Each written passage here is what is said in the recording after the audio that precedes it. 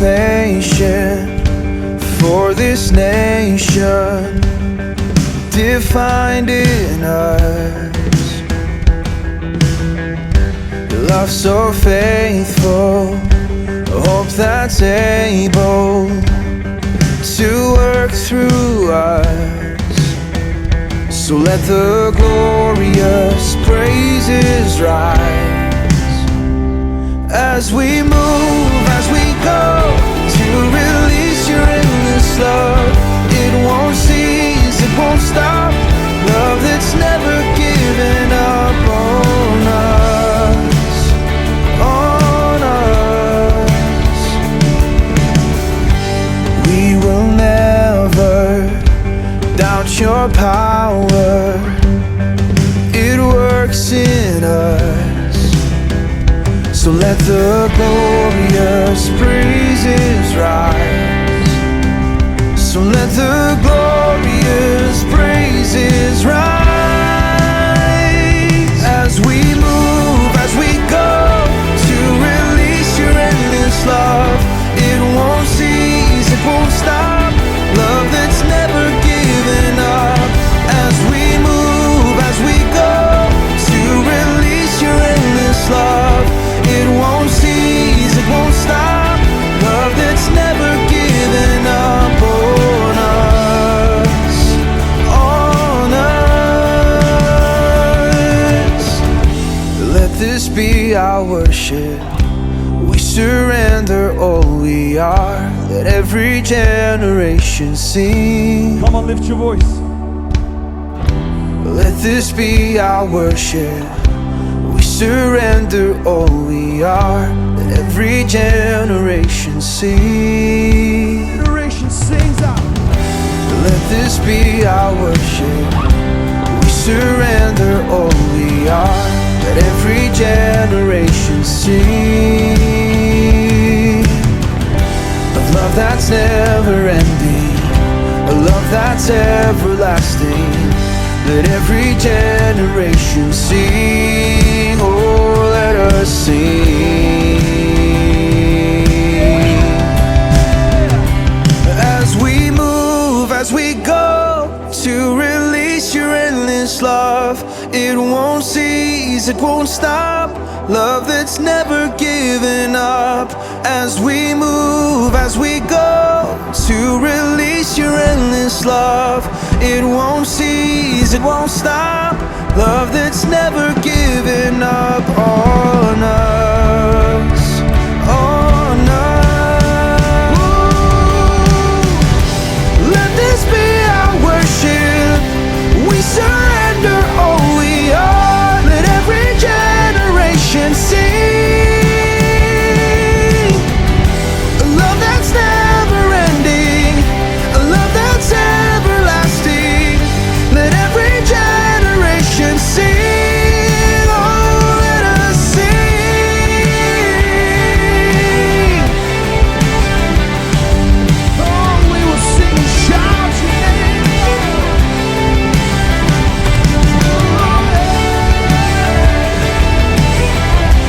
Seven generations.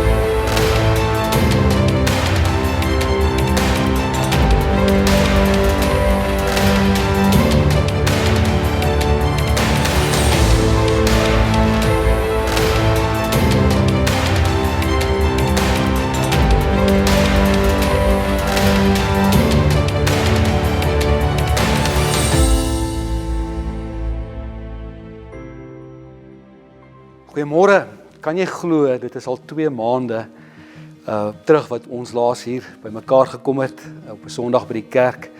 En ons mis julle verskriklik baie. Ons kan nie wag om weer in persoon hier by mekaar te kom en julle almal weer saam met ons hier te hê nie. Die afgelope 2 maande, as jy saam met my stem, was 'n baie uitdagende tyd gewees vir ons almal.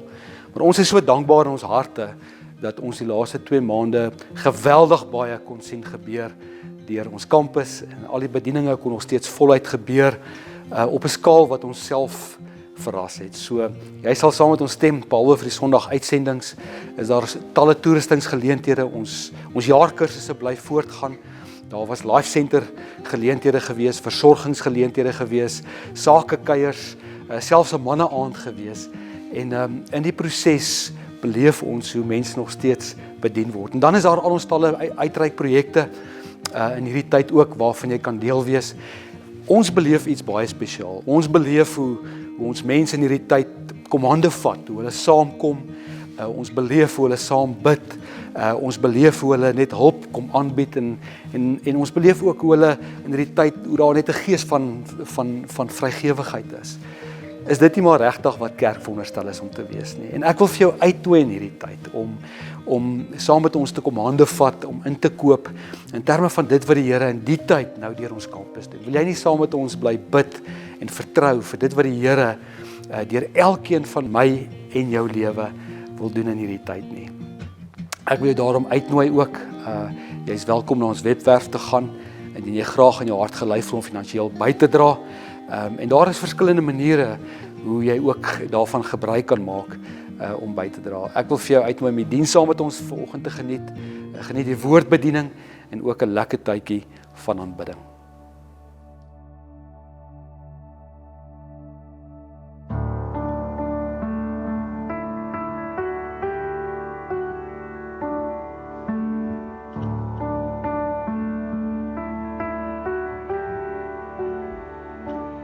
In the darkness we were waiting, without hope and without light, till from heaven you came running.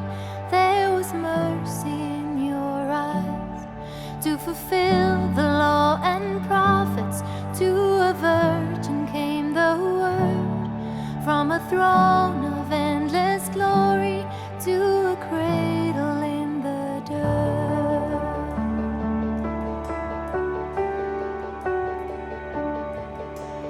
Praise the Father, praise the Son, praise the Spirit, three in one.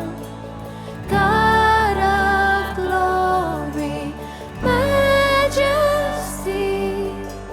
praise forever to the King of Kings.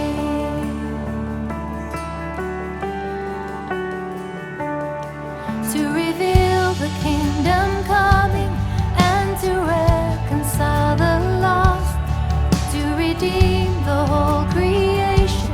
You did not despise the cross, for even in your suffering you saw to the other side, knowing this was our salvation. Jesus, for our sake you died.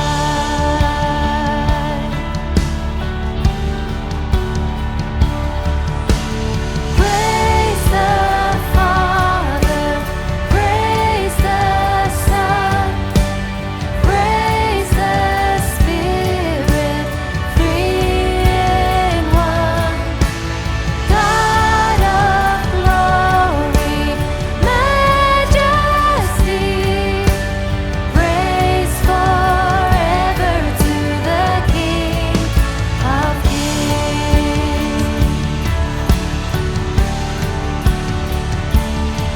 From the morning that you rose, all of heaven held its breath, till that stone was moved for good, for the Lamb had conquered death.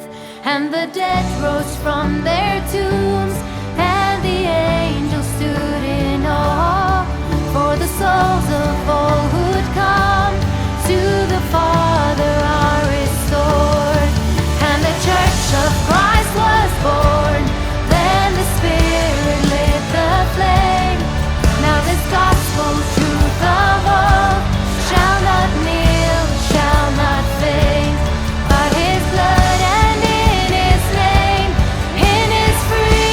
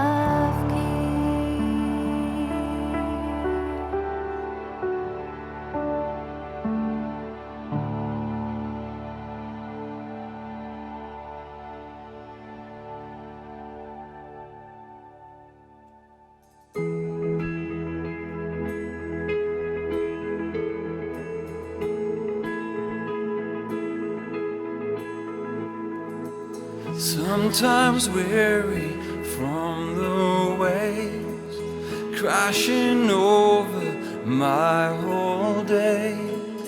God of mercy, you can rescue me. I am waiting for your voice, gentle whisper in the noise. Father, tell me everything's alright. Yeah, yeah, yeah. Your power and your presence break strongholds. King of heaven, when you speak, mountains move. I believe there will be breakthrough. Yeah.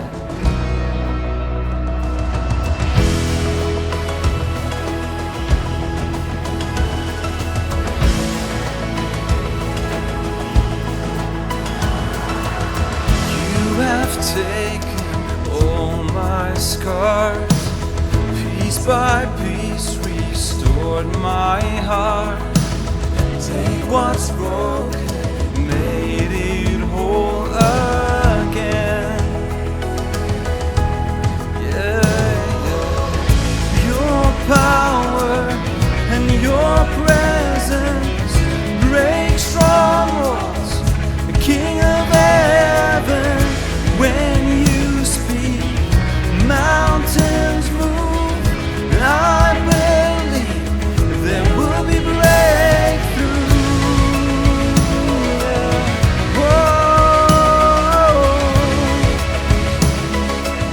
There will be breakthrough.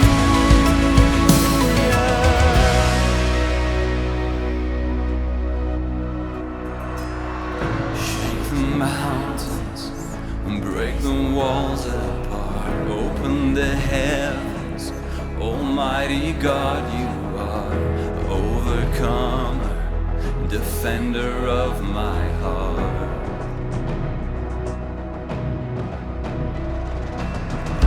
By your power, the oceans open wide. Your fire falls down, heaven and earth collide. King Jesus, forever by my side. Shake the mountains, break the walls apart. Open the heavens, Almighty God, you are overcomer, defender of my heart.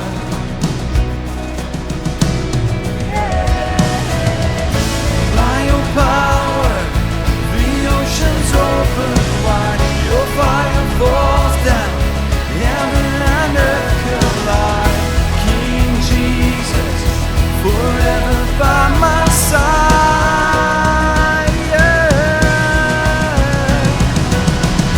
Your power, your presence break strongholds. The King of heaven, when you speak, mountains move. I believe there will be breakthrough. Your power, your presence break strongholds. The King of heaven, when you speak, mountains move. I believe there will be breakthrough. Whoa, yeah. There will be breakthrough. Oh,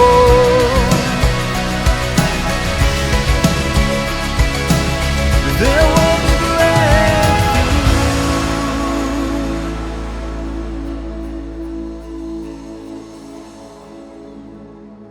Dankie Here dat U vandag in die midde van hierdie uitdagings wat ons beleef vandag, dat U die berge skud soos wat hierdie lied sê. Dat U die een is wat U self kom openbaar in die midde van hierdie krisis en dat elke mens vandag kan beleef hoe U met ons is, hoe U in ons is, hoe U by ons is en ons saam met U mede-oorwinnaars is in die naam van Jesus. Amen. Vandag, wanneer ek saam met jou kuier in hierdie reeks oor kreatiwiteit, wil ek spesifiek met jou praat oor die hele kwessie van eindtye. En ek wil ook hierdie spesifieke vraag antwoord.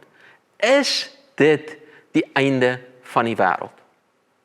Wanneer ek dink oor daai vraagie, maak dit 'n klomp goed los in ons binnekant en ons as mens wees. En ons dink oor die boek van Openbaring, ons dink oor wanneer is die einde van die wêreld, ons dink oor wanneer is die oordeel van die Here, en daar is soveel verskeie vrae wat opgesluit is in hierdie een vraag. Maar vandag wanneer daaroor gesels, dan het ons nodig om vir mekaar te sê, dit is definitief die einde van die wêreld soos wat ek en jy dit gesien het, 'n maand of 2 maande terug voor die coronavirus, maar nou dat ons in die midde van hierdie uitdaging is, in die midde van hierdie elemente is, het ons nodig om te vra, Here, hoe dink ons hieroor? Wat is ons perspektief? Hoe kyk ons daarna? So, om jy spesifiek hierdie vraag te antwoord, wil ek vandag dan 'n vertrekpunt skep, en as jy notas maak, skryf asseblief die volgende neer. So, waar begin ons? Ons begin eerstens by die plek van waar ons sê dat die evangelie, en veral as ons hierdie vraag wil antwoord uit die skrif uit, is eenvoudig. As ek en jy dit te ingewikkeld maak, dan beteken dit ons is dalk besig, heel waarskynlik, om heeltemal dit verkeerd te interpreteer. So dis die eerste vertrekpunt om te besef dat die Here kan ons antwoord uit sy woord uit en dat dit eintlik eenvoudig is. Die tweede ene is ons perspektief oor die toekoms is veronderstel om ons nie vreesagtig te maak nie, want ons is besig om met goeie nuus te werk, en wanneer ek en jy onsself in Christus sien, dan het ons nodig om te verstaan dat hy is ons vrede in die midde van die uitdaging, en daai is veronderstel om ons perspektief te wees oor die toekoms. Die derde ding wat ek dink verskriklik belangrik is, wanneer ons dan praat oor die eindtye of die verstaan van die eindtye, dan het ons nodig om te verstaan dat wanneer ons praat oor die eindtye, bepaal dit hoe ons leef vandag. En ek en jy het nodig om in die perspektief van Christus te leef en hoe hy dit 'n realiteit gemaak het in ons lewens. Anderste raak ons obsessief teenoor die anti-kris en hoe dit werk en die uitdagings van ons wêreld en wanneer gaan hy kom en wanneer gaan hy nie terugkom nie. Maar eintlik het ons nodig om te sê, as ek verstaan wat Romeine 5 vers 17 sê, dan sê hy, ek en jy is gemaak om in hierdie lewe te heers.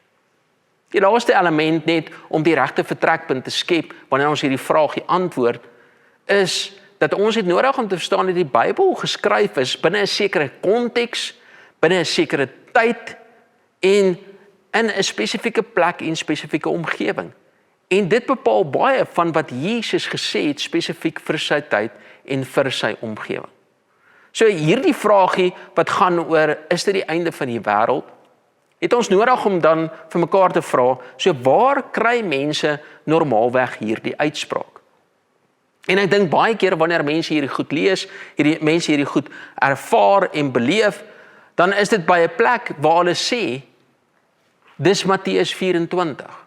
Want Matteus 24 maak 'n sekere uitspraak. Nou, net 'n bietjie konteks te gee oor Matteus 24. Jesus is besig met 'n profetiese rede en hy's besig om 'n klomp elemente te verduidelik spesifiek vir sy tydsgenote, vir sy mense, vir die Jode, vir die Fariseërs ensovoorts. En ons gaan bietjie vandag daai elemente oopbreek en daarby stil staan. Nou, Matteus 24 loop parallel met Openbaring, of Openbaring loop parallel met Matteus 24. En ons het nie tyd om vandag oor die boek van Openbaring te praat nie, maar ek het so 'n bietjie daaroor geskryf, en as jy belangstel of jy wil 'n goeie resource hê wat jy kan lees, 'n goeie bron het, dan het ek daaroor geskryf op my website martinesteffen.co.za, kan jy die boek daar kry. Hy gaan ook op Kobo beskikbaar wees. So terug by Matteus 24, waar kry mense hierdie uitspraak? En ek dink dis hierdie spesifieke versie. Matteus 24 sê dit so, en lees dit gerus saam met my. Hy sê, en toe hy op die Olyfberg gaan sit het, kom die disippels alleen na hom en sê, vertel ons, wanneer sal hierdie dinge wees? En wat is die teken van u koms en van die volëindiging van die wêreld? Nou, mense lees hierdie gedeelte en dan sê hulle, okay, so daar moet iets gebeur, dit is die einde van die wêreld, Jesus kom terug met 'n sekere verandering rondom al hierdie goed. Hoe lyk dit? Hoe werk dit, Martinus? Nou, om die regte konteks te skep rondom dit, dink ek dit is baie belangrik om te verstaan dat die woordjie wêreld wat verduidelik word in Matteus 24, sien ons reg deur die skrif word gebruik, maar daar's verskeie interpretasies en verskeie Griekse woorde wat daarvoor gebruik word. Nou, ons weet dat wêreld in my en jou konteks en perspektief beteken die woordjie kosmos, die hele planeet. Dan is daar ook 'n ander verduideliking in die skrif rondom dit, die Griekse woordjie wat gebruik word vir wêreld, wanneer hy praat oor die era of the end of the age, is die woordjie aion, wat beteken, dit is die einde van 'n era. En dan is daar ook, veral in die boek van Openbaring, sien ons hierdie woordjie wat hy oor praat, is die Griekse woordjie ge, wat gebruik word vir die woord wêreld, wat beteken 'n landstreek of 'n spesifieke gebied wat deur mense bewoon word. Nou in die konteks van Matteus 24 is die regte vertaling eintlik die volgende. Dit is eintlik nie die volëindiging van die wêreld nie, maar dit is eintlik die einde van 'n era. Kyk wat sê hy in die Amplified Bible daaroor. Hy sê, while he was seated on the Mount of Olives, the disciples came to him privately and said, tell us, when will this take place? And what will be the sign of your coming and of the end of the age? En daai is 'n beter uitspraak en beter vertaling rondom daai elemente. So, as ons dan 'n bietjie verder gaan rondom dit en ons vra daaroor, so wat is dan hierdie era waarvan hy praat? Nou wanneer hy praat oor hierdie era, dan sê Romeine 10 vers 4 maak hierdie stelling en die Romeinse skrywer skryf dit so, hy sê, want Christus is die einde van die wet tot die geregtigheid van elkeen wat glo. Nou, om bietjie konteks te skep rondom dit, is dit so belangrik om te verstaan dat die vorige 2 verse in Matteus 24 sê hy, is Jesus besig om te stap tussen die tempel en sy disippels vra vir hom, Here, U het al hierdie uitsprake gemaak, al hierdie goed gemaak in terme van Israel. Ons het eintlik hierdie verwagting dat U terugkom. U is nou hier, gaan U ons bevry, gaan U ons vrymaak van die Romeinse ryk. En eintlik Jesus het gekom en hy het gesê, ek het die einde van 'n era aangekom, kondig soos wat hy gesê het in Romeine 10 vers 4, die einde van die wet van Moses, sodat ons in besit kan neem die verbond in Jesus Christus. Nou, hierdie is verskriklik belangrik om te verstaan wanneer ek en jy Matteus 24 lees.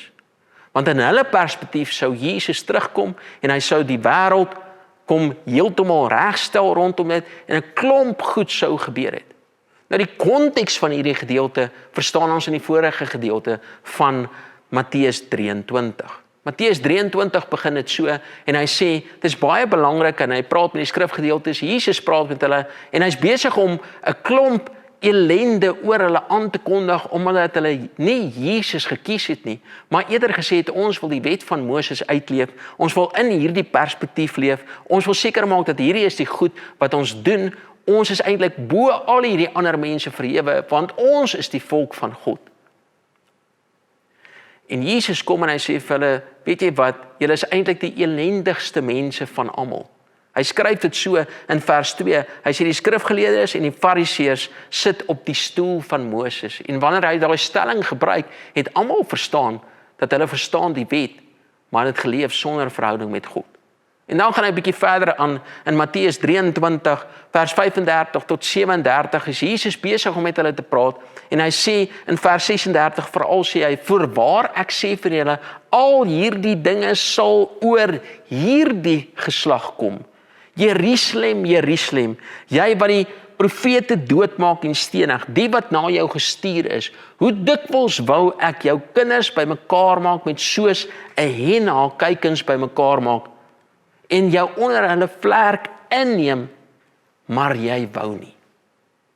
So Jesus is eintlik besig om met sy tydgenote te praat en te sê, maar julle is besig om dit totaal en al te mis en julle het nodig om by 'n plek uit te kom, want weet jy wat, Jerusalem gaan geoordeel word en ons sien die geskiedenisboeke wys vir ons 70 na Christus, toe gebeur al hierdie elemente. So geweldig dat die stad Jerusalem vernietig is, dit ingeval is deur die Romeine, veral generaal Titus, en terwyl dit besig is om ingeval te word, het daar 'n klomp goed met daai mense gebeur. En dit wat ons lees hierna, lees ons van pestsiektes, ons lees van aardbewings, ons lees van oorloë. En in daai 40 jaar periode nadat Jesus op die aarde gewandel het, het elkeen van hierdie elemente plaasgevind, spesifiek in daai omgewing en daai tydsgleef. Die vraag is nou, so wanneer ons lees oor die volëinding van die wêreld, Martinus, en jy sê dis die einde van 'n era, dis die afhandeling van Moses se wet, maar die vestiging van die nuwe verbond in Christus, wanneer gaan hierdie goed gebeur? Jesus antwoord dit so in Matteus 24 vers 34. Hy sê, voorwaar, ek sê vir julle, hierdie geslag sal sekerlik nie verbygaan voordat al hierdie dinge waarvan Jesus nou net gepraat het in die vorige gedeeltes gebeur het nie. En wanneer hy daai woordjie geslag gebruik, is dit 'n tydperk van 40 jaar. En daai 40 jaar wat hy daaroor praat, Jesus was omtrent 30 jaar oud gewees toe hy gekruisig is, sy bediening in daai omgewing begin het, en 70 na Christus is Jerusalem vernietig en tot die grond toe op afgebreek. So wat is die vraag dan? Martinus, hoe leef ek dan in die midde van hierdie krisis, van hierdie omgewing met hierdie uitdagings? So vir my is die perspektief die volgende.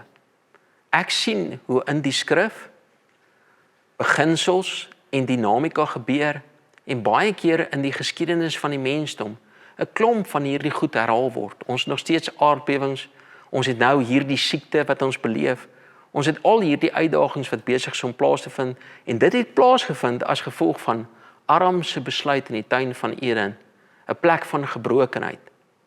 Maar Jesus het my en jou geroep om te leef en die perspektief om te heers nou in hierdie lewe en orde saam met hom en saam met die werking van die Heilige Gees te bring in hierdie wêreld waar ons is. As ek 'n perspektief het van hierdie goed gaan in die toekoms gebeur, bring dit my baie keer na 'n plek van vrees en onsekerheid. As ek leef met hierdie prentjie van dis net historiese bewysenis afgehandel en ek het niks om hier uit te leer nie, dan bring dit my by die plek van nou's ek in beheer en ek het eintlik nie die Here nodig nie. Om die regte beginsel en die regte perspektief te vestig wanneer ek Matteus 24 lees en hierdie vraagie antwoord oor is dit die einde van die wêreld, dan weet ek die wêreld het vir my verander as gevolg van die coronavirus. Maar in Jesus Christus sien ek my toekoms. En al hierdie goed deur geskiedenis kan homself weer herhaal, net soos wat dit vir die gelowige in die boek van Openbaring geweldig baie beteken het om in Christus te wees, al sou hy sy lewe verloor. So het ek en jy die voordeel om in Christus te leef, want die eerste Holocaust wat ons sien, het gebeur in Rome, toe generaal Titus ingevaar het om Jerusalem te vernietig, en 'n klomp Jode, meer as 1 miljoen Jode, is doodgemaak op die pad soontoe. Ons sien die tweede gedeelte wat ons sien as die Holocaust, is waar Hitler meer as 1 miljoen Jode doodgemaak het. En al hierdie goed het gebeur in terme van hulle omgewing. So kan die geskiedenis homself herhaal, verseker dink ek so, maar ek en jy is veilig in Christus. So die vraag is nou, as hierdie dan nie die eindtyd is nie, hoe leef ek nou in die realiteit van hierdie wêreld? So ek het vir Bianca gevra om saam met my te kom gesels oor hoe om te leef vandag met die uitdagings wat ons beleef. So ek dink mense vra hierdie vraag, hoe hoor ek die Here dan nou in so 'n krisistyd? En die skrifgedeelte waarna die Here my toe gevat het die laaste ruk kom uit Josua uit die boek, die eerste 1, 2, 3, 4 hoofstukke van Josua. En die eerste ding wat hy doen is hy sê dit, hy sê Moses is dood, en dan sê hy, maar net soos wat ek saam met Moses was, Josua, so sal ek saam met jou wees. En ek dink hierdie realiteit is vir ons waar. Ons is in 'n tyd van transisie. Ons weet die wêreld gaan nooit weer dieselfde wees, jy weet, as wat hy voor COVID-19 was nie. Daar's soveel veranderinge wat binne my en jou en ons wêreld gebeur het. Maar hierdie is die belofte wat die Here vir ons gee, wat hy net sê, net soos wat ek in vorige seisoene saam met jou was, so gaan ek nou saam met jou wees. So vir my om die Here te hoor in so 'n spasie, is net om bewus te wees daarvan, dat daar niks aan God se hart geskuif het nie. Daar's geen afstand nie, daar's geen beperking nie, God is vir ons. En dan sien ons 'n mooi ding gebeur in Josua in hoofstuk 3, wat Josua kom en vir die volk sê, sonder julle self af, want God gaan wonders onder ons doen. En jy weet, so baie mense vra daai vraag, hulle sê, bid ons dan nou in hierdie seisoen of doen ons nou? Ek dink is 'n kombinasie van daai twee goed. Dis aan die een kant om te sê, goed Here, ek maak spasie in my hart, ek maak spasie in my ruimte, in my hart vir jou om te gesels. En vir my het dit gebeur in hierdie laaste paar weke in die oggende. Vroeg wakker geword, ek's besig om deur die boek van Spreuke te werk, want ek sê, Here, ek het wysheid nodig vir die individue saam met wie ek werk, sowel as die organisasie saam met wie ek werk. En dan om te sê, nou vat ek daai een skrifgedeeltetjie, en terwyl ek gaan hardloop, ons het 2 kilometers elke dag gaan hardloop om die huis, so is ek besig om daai skrifgedeeltes te bedink. En dan in daai plek kom jy agter, maar daar's 'n manier wat God dink, jy weet wat anders te lyk as die manier wat ek dink. En dan sien jy 'n vrou wat hardloop, en in daai spasie was dit die plek waar ek kom express het, waar ek kon huil, waar ek kon kwaad wees, waar ek kon hartseer wees. Jy weet, so jy het 'n hardlopende vrou gesien wat huil. Is nie 'n great space om in te wees nie, maar dis waar ek saam met Jesus geproses het, en ek en jy het dit nodig. En dan uit daai plek uit het daar krag gekom, het daar sterkte gekom, soos wat ek toegelaat het, dat God se gedagtes my vul, dat sy vrede my vul.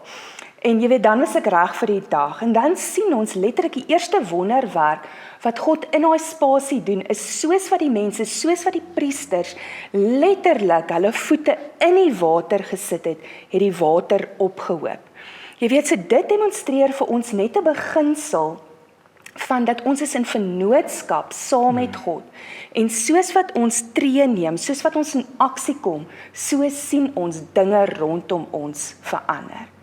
Die laaste ding wat ek net uit daai gedeelte uit sien, is hoe die Here kom, en hy sê vir Josua, nou as julle in daai water is, as julle deur daai rivier loop, kies vir julle 12 klippe uit, soveel soos die stamme van Israel. Hy sê, en dan rig dit as monumente op, sodat wanneer julle kinders julle vra, waaroor gaan hierdie, wat is hierdie, dat julle letterlik die storie kan vertel van wat God gedoen het. En hier's my begeerte vir jou, die laaste ruk sien ek, hoe ek letterlik onthou, hoe die Here my terugvat, na vorige geleenthede waar ek in 'n penarie was, of waar ek gesê het, Here, hier's nie 'n pad uit nie, wat moet ek doen in hierdie spasie? En hy vat my terug na sulke oomblikke om te bewys hoe getrou hy is, en hoe hy my al deur vorige situasies geneem het.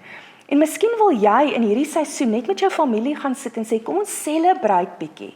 Wat is die goed wat God in die verlede gedoen het, want dis wie hy is. En sy natuur, baie goed kan verander, maar sy natuur gaan nooit verander nie.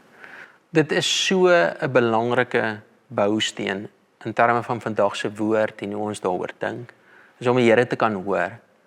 Maar as 'n neurocoach, hoe hanteer ek my brein en die gedagtes wat ek het, want jy het genoem van jou gedagtes, hoe maak ek seker dat ek dit belyn met dit wat die Here vir my sê? Baie belangrike vraag. Ek dink die eerste ding, weet soos ons sê daai ding van kennis is mag, en vir my om bloot te weet hoe werk my neurologie bemagtig my eintlik om saam met my brein te werk. Jy weet so jou gedagtes, jou brein, dis 'n geskenk van God af. Maar kom ons kyk gou-gou so. Met ander woorde, elke persoon het 'n neokorteks. Jou neokorteks is daai gedeelte van jou brein wat eintlik inligting prosesseer. Dis waarmee jy strategie bepaal, dis hoe jy beplan, dis hoe jy organiseer, dis jou logiese denkprosesse. So dis 'n great tool, dis 'n great ding wat die Here geskep het, maar hy het 'n baie klein aandagsspan. Jy weet, hy raak vinnig moeg gewerk. En hy praat ongeveer, hulle sê tussen 15 en 20% van jou dag is wat jy eintlik die kapasiteit het vir daai deel van jou brein. Jou limbiese brein aan die ander kant, jy weet, hy werk met om jou emosies te prosesseer. Hy werk met die stoor van herinneringe en hy het 'n groot kapasiteit. Hy kan tussen 80 en 85% van die dag is hy aktief en is hy besig om met jou te gesels. Dis ook die sentrum waar jou veg, jou vlug, jou vries triggers of reaksies is. En hier's wat gebeur, enige oomblik wat ek en jy spanning beleef, of 'n stimulus beleef en, jy weet, ons worry of ons stres, is daar kortisol wat eintlik in jou liggaam ingaan. Hy aktiveer adrenalien en vir 48 uur is daai goed in jou stelsel, wat beteken jy's die heeltyd op hyper, jy gaan die heeltyd stres of aangeskakel voel. Nou hier's die ding, jou brein, wanneer hy iets sien wat bekend is, dan sê hy in sy kop, dit is gelyk aan bekendheid, is gelyk aan veiligheid. Maar iets wat onbekend is gelyk aan potensiële gevaar.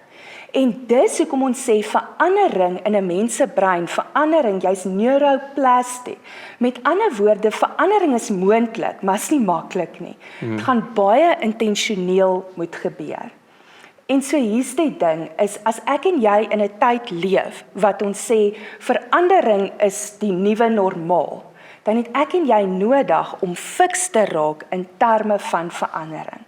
So vir my, die blote feit dat ek weet, goed, verandering gaan my brein bang maak, jy weet, dan weet ek, wat wil ek nou daarmee doen? So hy gaan dadelik verskonings gooi. So of hy gaan sê, weet, of ons sien ouens baklei ewe skielik, hulle verdedig hulle self, of ons sien hoe mense vlug, hulle wil nie met die probleme werk nie, of hulle is heeltemal net passief.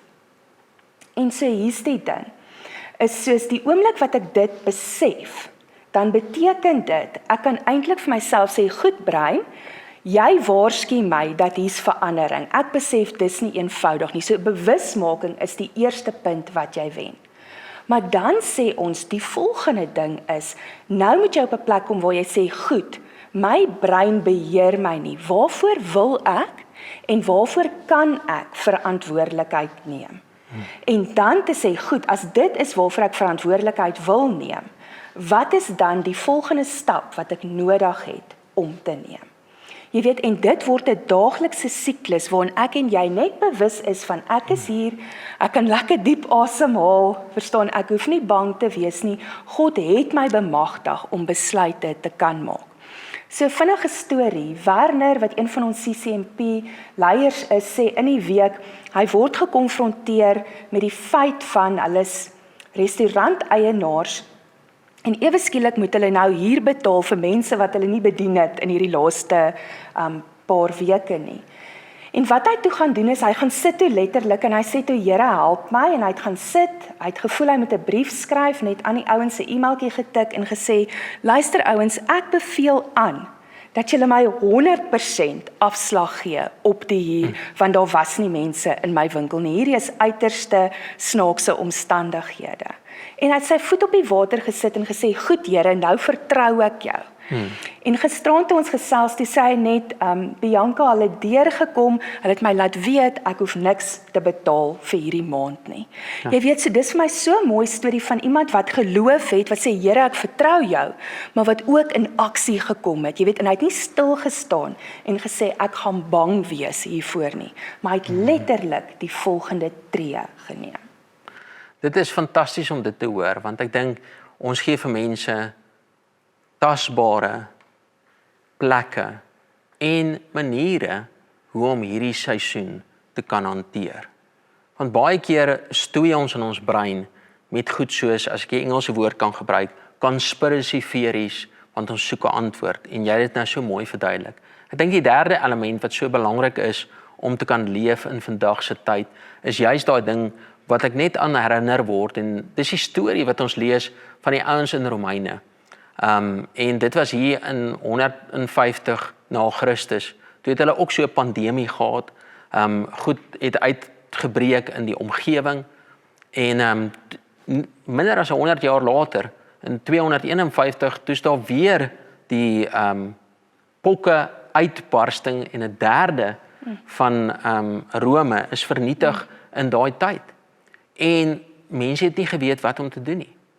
Maar die is interessant, die geskiedenisboeke sê dat die kinders van die Here was die ouens wat uitbeweeg het, mense kos gegee het, van hulle self gegee het, van 'n environment gegee het, en die kerk het actually gegroei in daai tyd as 'n praktiese element.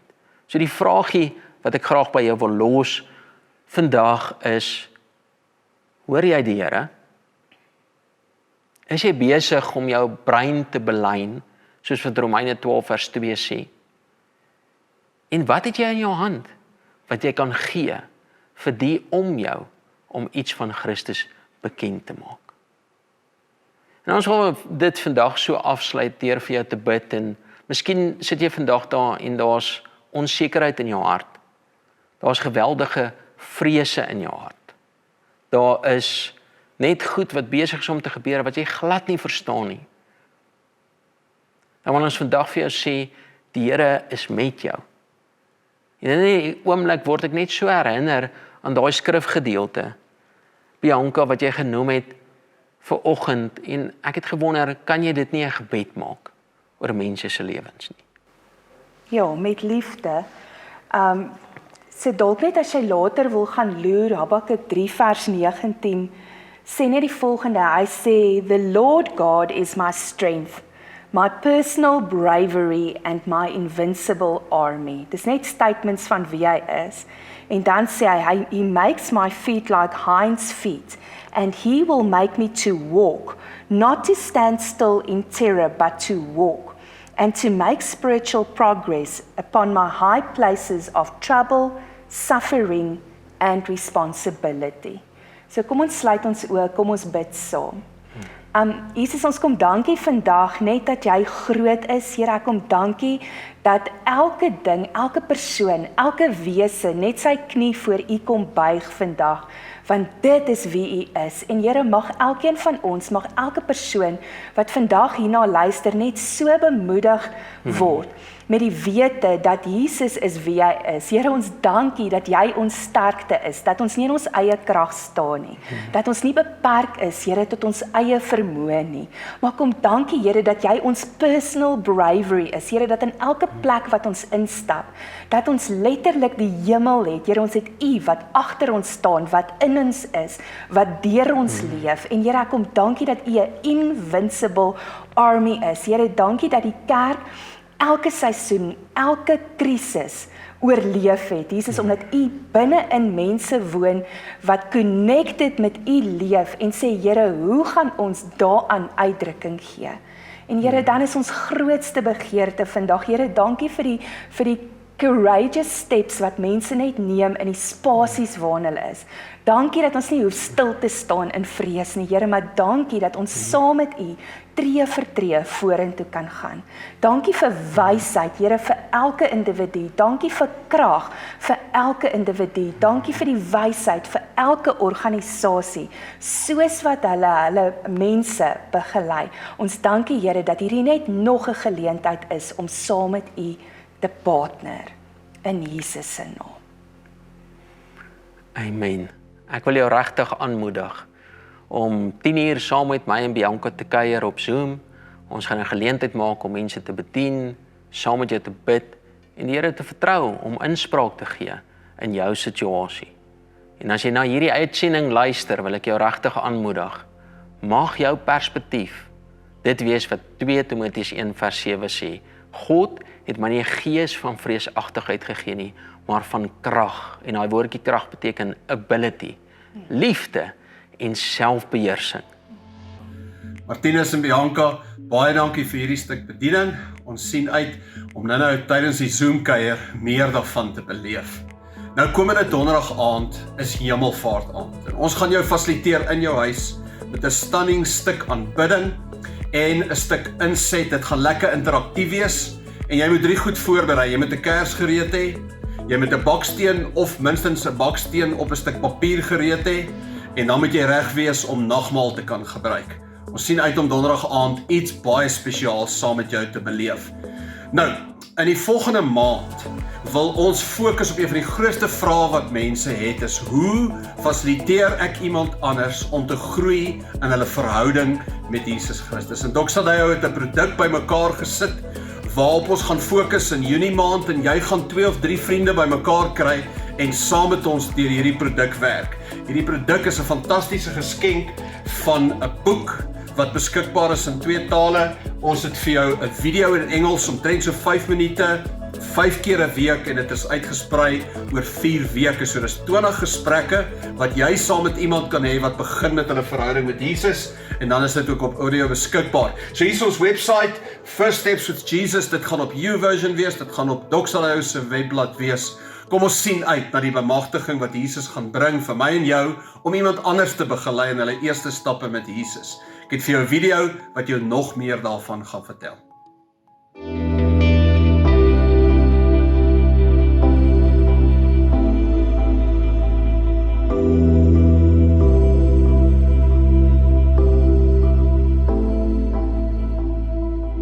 Doxadio het 'n baie groot passie vir mense wat hulle eerste stappe neem in hulle ontdekkingsreis van wie God is. Ons is oortuig dat 'n verhouding met Jesus die kern is van God se interaksie met mense. So ons het vir jou 'n hele proses voorberei om ander mense te begelei met hulle eerste tree van hulle verhouding met die Here. Dit sluit 'n video of 'n klankopname in van so ongeveer 5 minute en dit is 'n daaglikse studie, 5 dae per week en dit strek oor 4 weke. Die boek en al die materiaal is gratis beskikbaar op die Doxadio webblad en ook by firststepswithjesus.com. Wil jy nie sommer nou begin en iemand nooi om dit saam met jou te beleef nie? Jou eie geloof sal geweldig groei, soos wat jy ander begelei om Jesus te ontdek. Ons is geweldig opgewonde oor hoe hierdie proses jou gaan bemagtig om die groot opdrag van Jesus uit te voer.